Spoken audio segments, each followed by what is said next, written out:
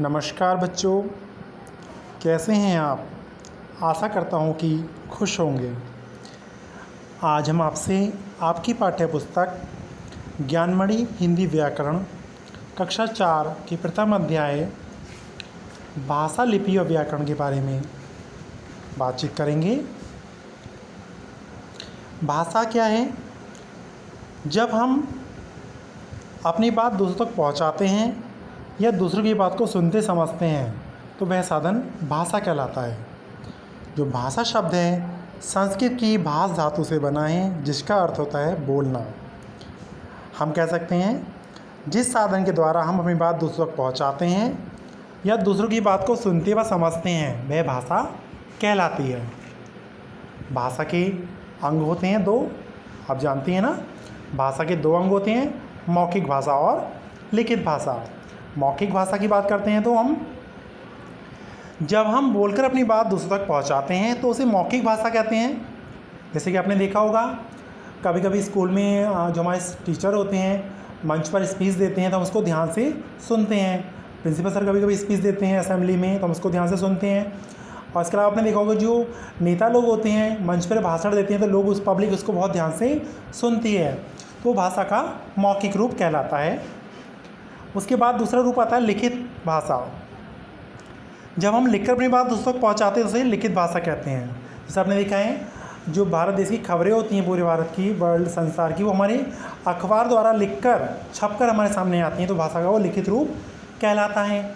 उसके अलावा आपने कभी कभी क्लास में टीचर आपको बोर्ड पे कुछ क्वेश्चन लिखते हैं तो उसके आंसर आप अपनी कॉपी में नोट डाउन करते हैं, तो भाषा का वो भी लिखित रूप कहलाता है।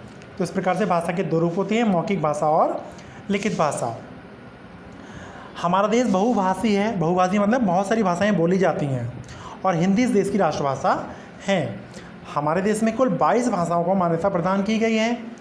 तो 22 भाषाएं अलग अलग राज्यों में बोली जाती हैं। जैसे जम्मू कश्मीर में डोगरी, हिमाचल प्रदेश में पहाड़ी, उत्तराखंड में हिंदी, उत्तर प्रदेश में हिंदी और पंजाब में पंजाबी, गुजरात में गुजराती, महाराष्ट्र में मराठी। इस प्रकार से अलग अलग राज्यों में अलग अलग भाषाएं बोली जाती हैं।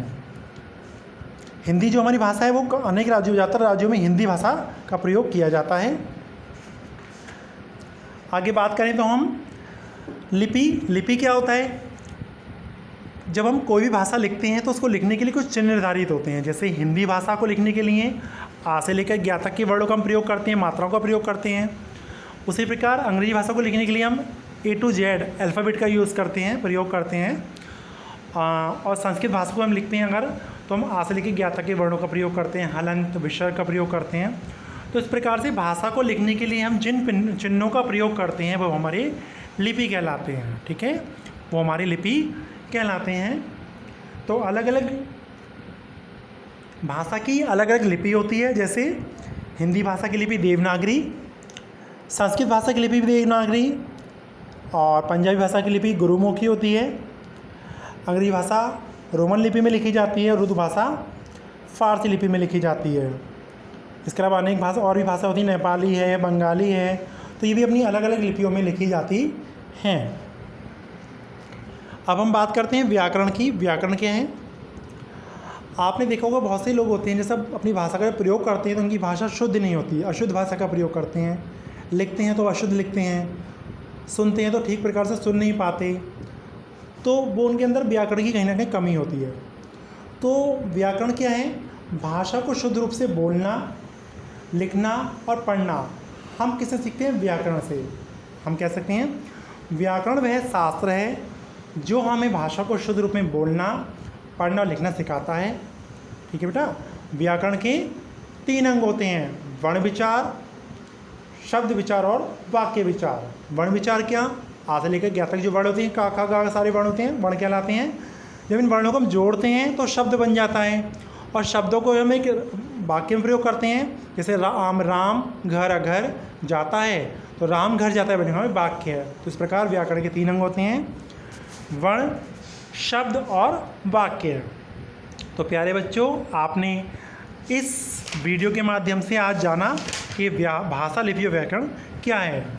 तो प्यारे बच्चों, आप हमेशा खुश रहें, स्वस्थ रहें।